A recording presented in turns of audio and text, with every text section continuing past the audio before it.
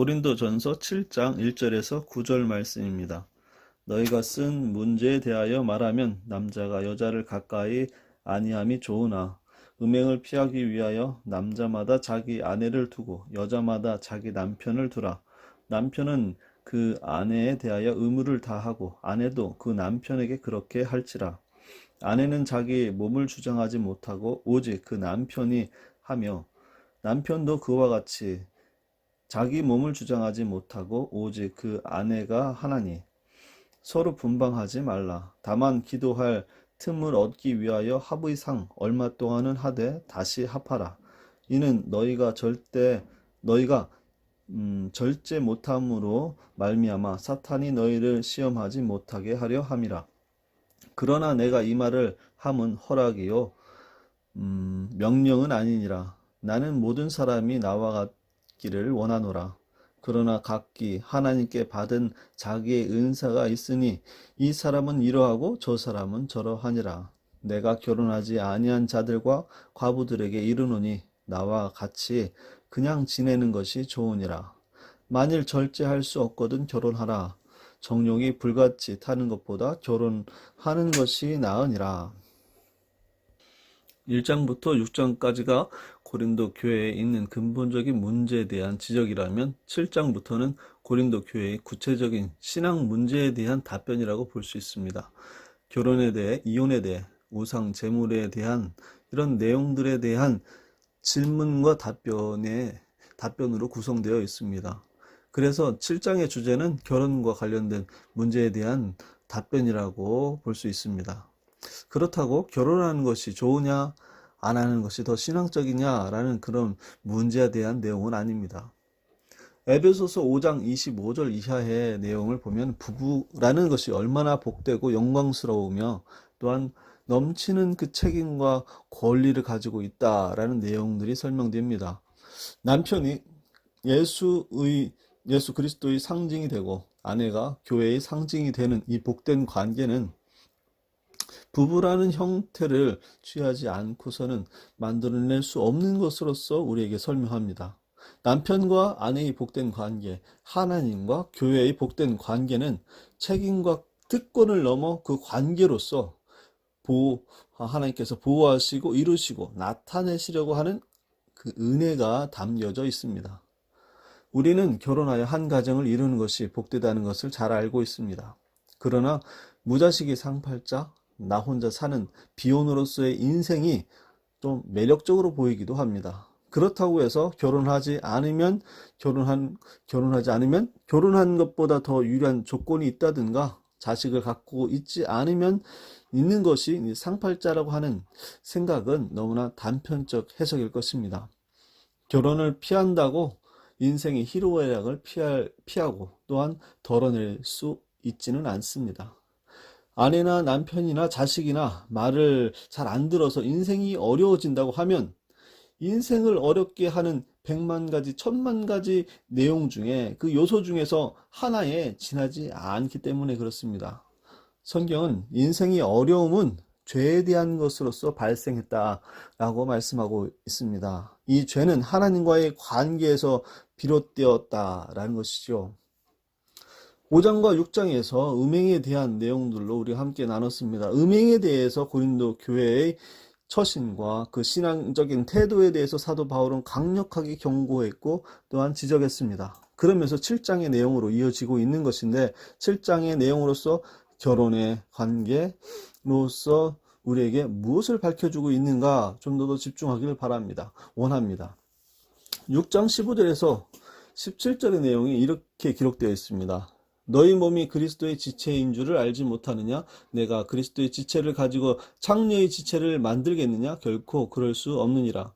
창녀와 합하는 자는 그와 한 몸인 줄을 알지 못하느냐? 일러스되 둘이 한 육체가 된다 하셨나니 주와 합하는 자는 한 영이니라. 이렇게 이야기하면서 육체에 대한 잘못된 생각에 대해서 고린도 교인들에게 이야기한 내용입니다. 그 음행, 잘못된 것에 대해서 그것을 피하는 1차적인 조건, 또한 1차적인 하나님의 아주 작은 의미의 내용은 뭐냐? 그건 바로 결혼이라는 것입니다.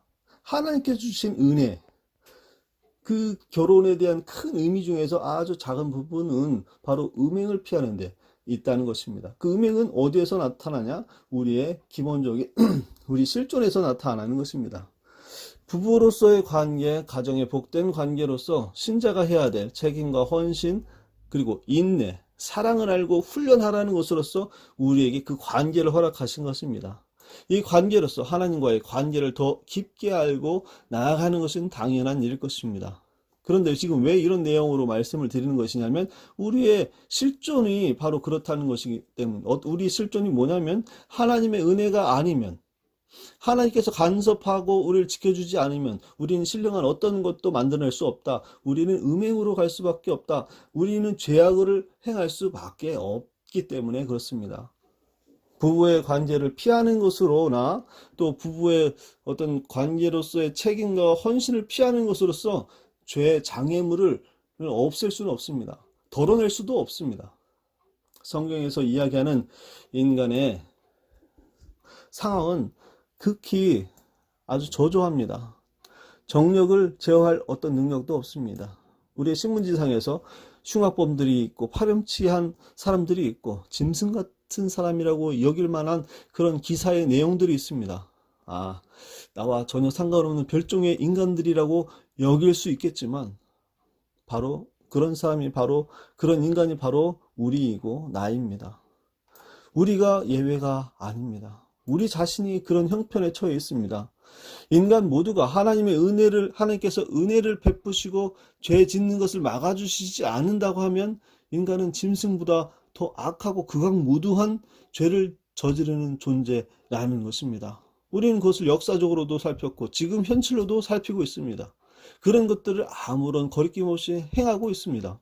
그래서 하나님께서 모든 음행과 방탕, 그리고 죄를 범하는 것들을 제어하는 방법으로서 우리를 복된 관계로서 이어주고 계시는 것입니다. 하나님과 우리와의 관계 속에서, 우리가 가족 간의 관계 속에서, 교회 안에서의 관계 속에서 우리를 이어주고 있고, 결혼이라고 하는 그 관계 속에서 우리를 하나님의 복된 것으로서 나타나게 해주시고 있는 것입니다.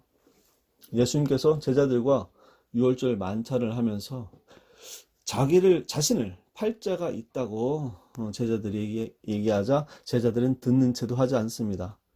그들의 관심은 다른 데 있었습니다. 그들은 이제 예수님께서 입성할 때, 예루살렘에 입성할 때 높은 곳에 자신이 차지할 것이다. 높은 곳에 내가 얼마나 높은 곳으로서 그 자리를 차지할 것인가에 관심이 있었습니다. 그래서 자신들이 가장 훌륭한 제자라고 서로들 이야기하고 있을 때 예수님께서 베드로에게 말씀하시죠. 시몬아, 사단이 밀가부르듯 하려고 너희를 청구하였지만 내가 허락하지 않았다라고 말씀합니다.